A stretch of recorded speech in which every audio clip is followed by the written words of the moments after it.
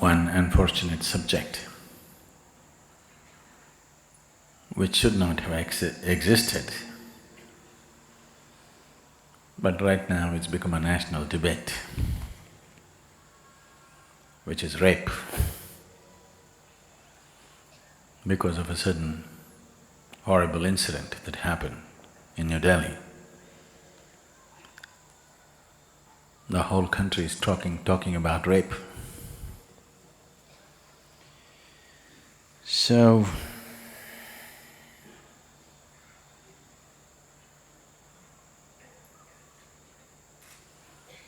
this needs to be understood, that though there may be a sexual stimulus to rape, it is not about sexuality alone. It's about the power to possess.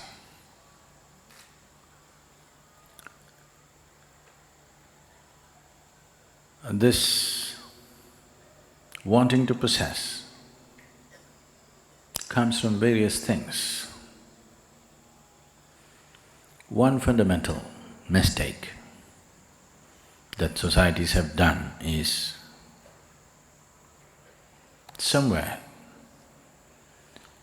in the minds of the youth, the male youth in the world, we have put the idea that a female is an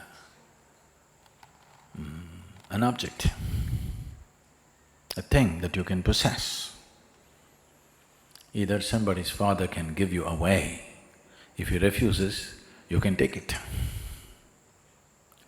It's still there, isn't it, in the background? Somewhere very deep in the psychological structure, there is an idea that a woman is a commodity. A commodity is… if something doesn't have a mind of its own, that's a commodity. So, this probably in some places consciously implanted, in many other places unconsciously implanted, but it's deeply implanted in people's minds. Without taking this away, just one more law, hang the rapist, castrate the rapist, is not going to really produce results. And where does this come from? They did a very wonderful thing in the ancient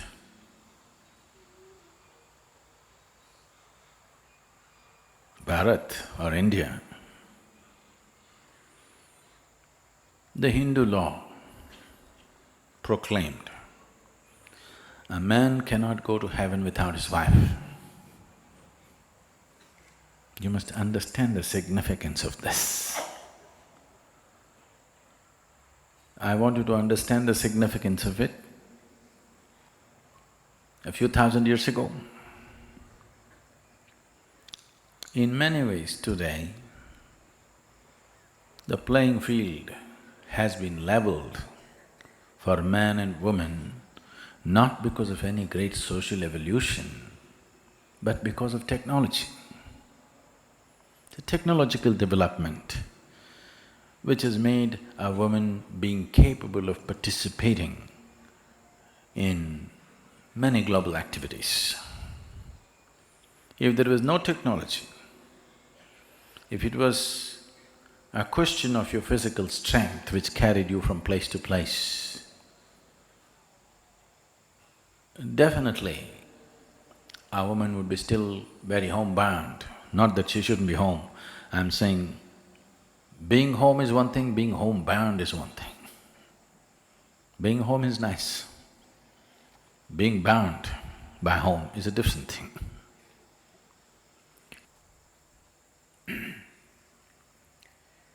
So,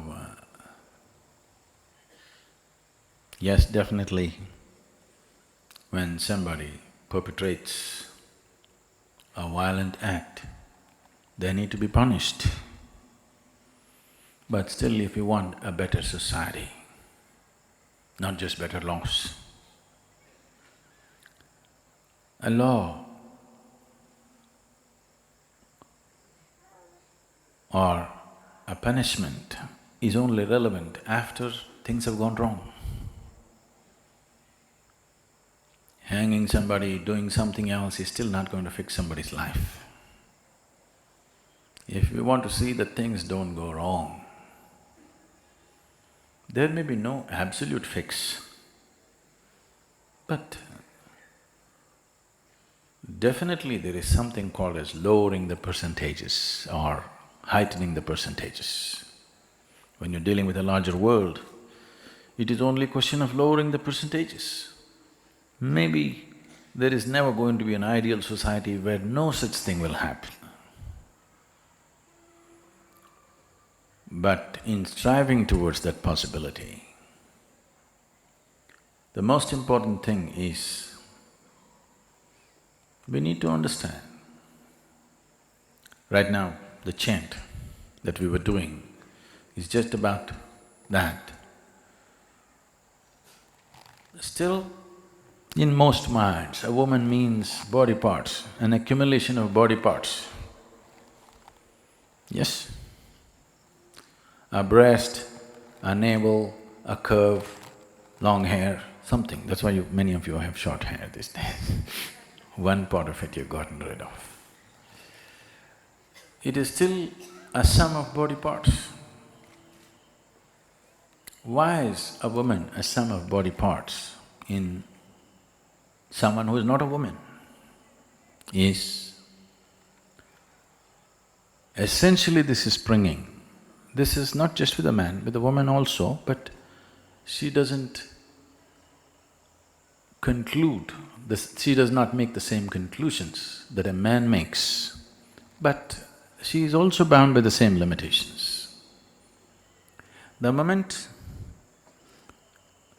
the boundaries of your physicality becomes ultimate boundaries of life, you do not experience your breath, you do not experience any transaction that's happening to keep you alive.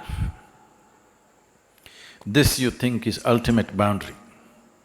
If this is ultimate boundary, if I look at this, those who look just like me, they are enemies we would like to get rid of.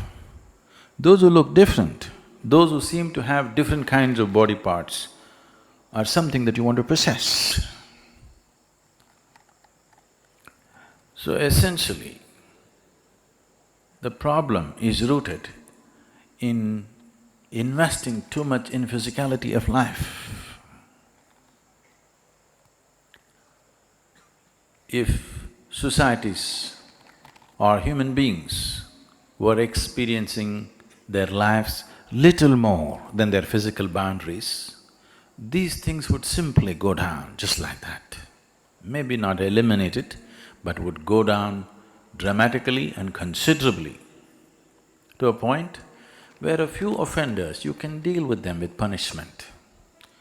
You cannot deal a vast majority of population with punishment.